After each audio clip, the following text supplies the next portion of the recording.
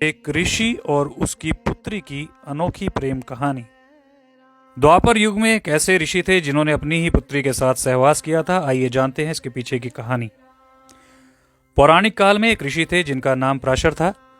उनको जब यह मालूम हुआ कि उनके पिताजी की मृत्यु राक्षसों ने की है तो वो उसका बदला लेना चाहते थे। पराशर जी ने साधना हासिल करने की ठानी, इसलिए वो सिद्धि प्राप्त करने के लिए जंगल की ओर रवाना हो गए। लेकिन जंगल जाने से पहले उनकी पत्नी ने उनसे कहा, हे स्वामी, आप तो जंगल जा रहे हैं, पर मेरा यहाँ क्या होगा? तब पराशर जी ने कहा, हे भाग्यवान, तुम्हें जिस चीज की चिंता सता रही है वो मैं समझ गया। जंगल जाने के बाद मैं तुम्हें किसी के हाथों अपना शुक्राणु भिजवा दूंगा, जिससे तुम गर्भवती हो जाओगी। इतना कहकर ऋषि सिद्धि प्राप्त करने के लिए जंगल में चले गए। कुछ वर्षों के पश्चात जब ऋषि को याद आया कि उन्होंने अपनी पत्नी को शुक्राणु भिजवाने का बोला था, तब उन्होंने तुरंत ही अपने शुक्राणु एक पीपल के पत्ते पर रखकर एक कौवे के जरिए भिजवा दिए। जैसे ही कौवा थोड़ी दूर आगे बढ़ा, एक बाज की नजर उस पर पड़ी और बाज ने कौवे पर हमला कर दिया। इसकी वजह से वह पीपल का पत्ता नदी में जाकर गिर गया।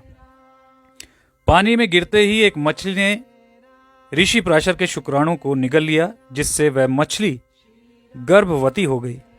फिर कुछ दिन बाद वो मछली एक मछुआरे के जाल में फंस गई।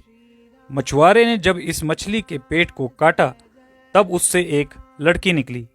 क्योंकि वह लड़की मछली के पेट से निकली थी, इस वजह से उस लड़की के शरीर से हमेशा मछली की महक आती थी। इसी कारण से मछुआरे ने उस लड़की का नाम मत्स्य गंधा रख दिया। कुछ सालों के बाद जब ऋषि पराशर घर लौट रहे थे, तब उन्हें यमुना नदी पार करने के लिए एक मछुआरे की जरूरत हुई और वो उसी मछुआरे के पास पहुंचे जो उनकी पुत्री का लालन पालन कर रहा था। उस वक्त मछुआरा भोजन कर रहा था, इसलिए उस मछुआरे ने अपनी बेटी मत्स्य गंधा को ऋषि पराशर को यमुना नदी पार कराने को कह दिया। पिता की आज्ञा पाकर मत्स्य गंधा ऋषि को नाव में बैठाकर नदी पार कराने लगी। इधर ऋषि पराशर उस मत्स्य गंधा की सुंदरता और यौवन पर मोहित हो गए और उससे संबंध बनाना चाहते थे। बीच यमुना नदी में ऋषि पराशर ने उस कन्या से कहा कि मैं तुमसे प्रेम बनाना चाहता हूं, लेकिन उस कन्या ने ऋषि को यह कहकर मना कर दिया कि शादी से पहले किसी के साथ संबंध बनाना अपराध है। लेकिन ऋषि के बार बार कहने पर वो संबंध बनाने के लिए तैयार हो गई, परंतु उस कन्या ने ऋषि के सामने 3 शर्तें रखी। पहली शर्त, मुझे आपके साथ संबंध बनाते हुए कोई ना देखे। इसी पर ऋषि ने उसी समय बीच यमुना नदी में एक कृत्रिम द्वीप का निर्माण कर दिया।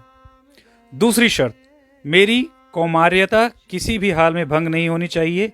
इस पर ऋषि ने आश्वासन दिया कि तुम संतान को जन्म देने के बाद फिर से कुंवारी हो जाओगी।